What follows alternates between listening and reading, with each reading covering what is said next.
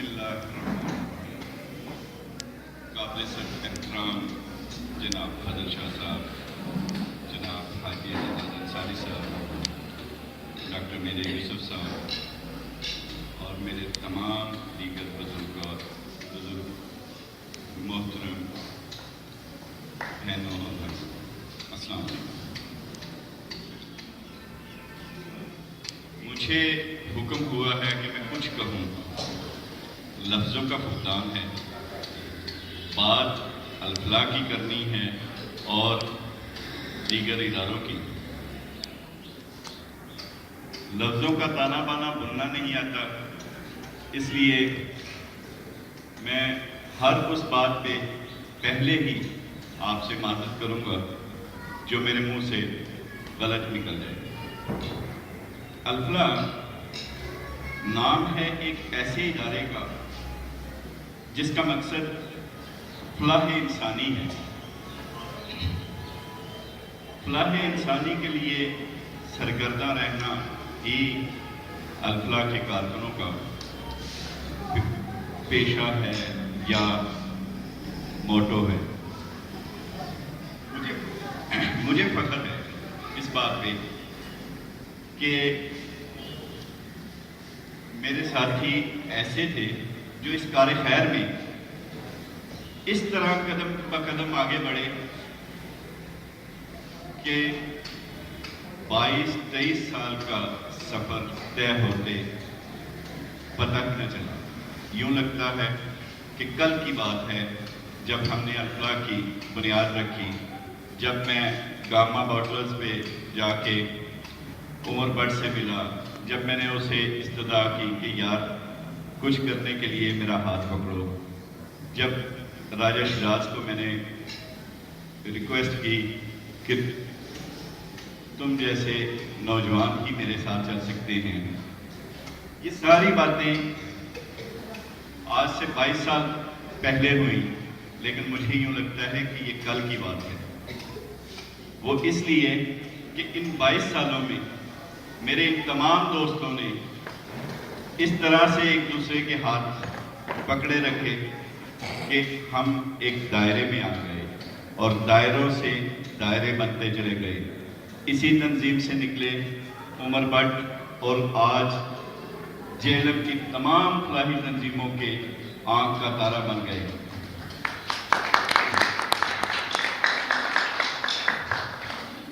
इसी तंजीम से निकला राजा शिराज, तो पेशाए मसीहाई अपनाते हुए वहां पे भी कार खैर में आगे से आगे चलता गया। इसी तंजीम का एक साथी चोरी साजिद, अगर वो ना हो तो मुझे ये लगता है कि मैं कोई फंक्शन ना कर सकूंगा। इसी तंजीम का साथी राजा राशिद, जो मुझे देख के यूं मुस्कुराता है जैसे कि मैं उसका नाम नहीं ले रहा हूं, उस पर एहसान कर रहा हूं। राजा राशिद और इसी तरह के मेरे बाकी सारे दोस्त छोटे छोटे इंतहाई छोटे छोटे कामों में मसरूफ, जो आम लोगों के लिए उनका कोई मकसद नहीं होता। लोग कहते हैं कि ये क्या कर रहे हो आप पागल हो कि नालियों में खुद हाथ डाल रहे हो, उनकी मरम्मत कर रहे हो। ये काम तो उन इदारों का है जो आपसे टैक्सेस लेते हैं, लेकिन इन लोगों ने बावजूद इसके कि ये सारे पढ़े लिखे थे, अपने हाथों से जेएलएम शहर की और ख़ास तौर पे इस मोहल्ले की सारी गलियां खुद से बनाई। मेरे लिए ये बाइस तफख्रुर है, ये मेरा सरमाया है।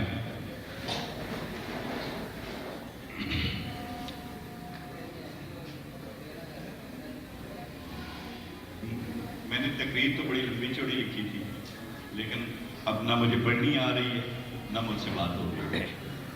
उसकी वजह यह है कि आज का प्रोग्राम 3 दिसंबर के हवाले से हमने तय किया था। 3 दिसंबर आलमी दिन मनाया गया है इन खसूसी बच्चों के लिए। खसूसी बच्चों के हवाले से हमने ये सोचा کہ بجائے اس کے کہ ہم ان بچوں کے لیے کوئی پروگرام کریں، کیوں نہ ان لوگوں کے لیے پروگرام کریں، ان کو خراج تحسین پیش کریں جن لوگوں نے ان بچوں کی تعلیم و تربیت کا بیڑا اٹھایا۔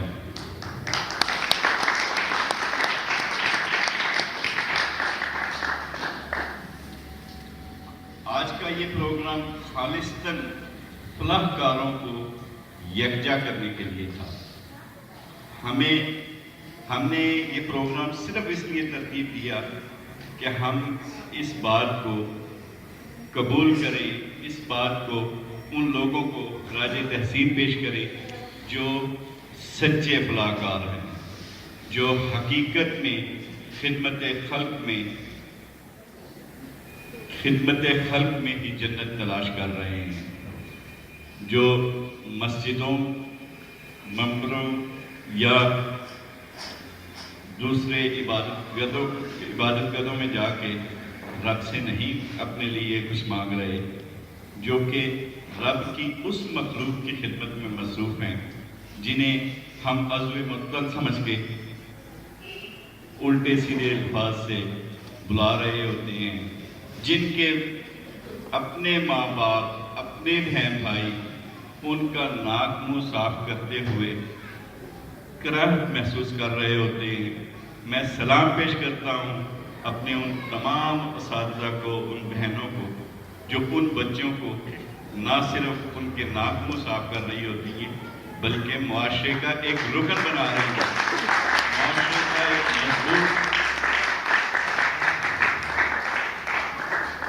معاشرے کا ایک مضبوط ستون بنا رہی ہیں۔ اور یہ تمام لوگ انتہائی میرے لیے قابل احترام ہیں جن لوگوں نے یہ بیڑے اٹھائے ہیں۔ اور حقیقت یہ ہے کہ جس طرح سے ہم ان بچوں کو اسپیشل چلڈرن کہتے ہیں، یہ سمجھتے ہیں، میری نظر میں ان کو چلانے والے اداروں کے لوگ، یہ فلاح کار، یہ سماج کار حقیقت میں یہ اسپیشل مخلوق ہے۔ یہ اسپیشل مخلوق، یہ وہ اسپیشل مخلوق ہے جسے رب تعالیٰ نے چن لیا ہے خاص کاموں کے لیے۔ اسپیشل سے مراد، میرا خیال ہے میری انگلش اتنی اچھی نہیں لیکن مجھے پتا چلا کہ اسپیشل سے مراد خصوصی ہوتا ہے۔ تو خصوصی لوگ تو یہ ہوئے، خاص لوگ تو یہ ہوئے نا، ہم تو عام سے بھی کم تر ہیں جنہیں اپنے ارد گرد ہزاروں خامیاں نظر آتی ہیں اور ہم آنکھیں بند کر کے گزر جاتے ہیں۔ ہم کسی شخص کو، قوت بصارت سے محروم شخص کو ایک سڑک تک پار کرنے کے لیے وقت نہیں نکالتے، کسی محروم سماعت کے لیے 2 منٹ بیٹھ کے اس سے بات کرنا گوارا نہیں کرتے۔ حقیقت میں تو ہم معذور ہیں، یہ نہیں جو کہ سب کچھ رکھتے ہوئے کچھ نہیں کرتے۔ اور خصوصی لوگ وہ ہیں رب تعالیٰ کی طرف سے، وہ اسپیشل لوگ ہیں جو ان معذوروں کا، ان لوگوں کا ہاتھ پکڑ کے انہیں ہم جیسا عام شہری بنا رہے ہیں۔ میں سلام پیش کرتا ہوں ان تمام اداروں کو، ان لوگوں کو۔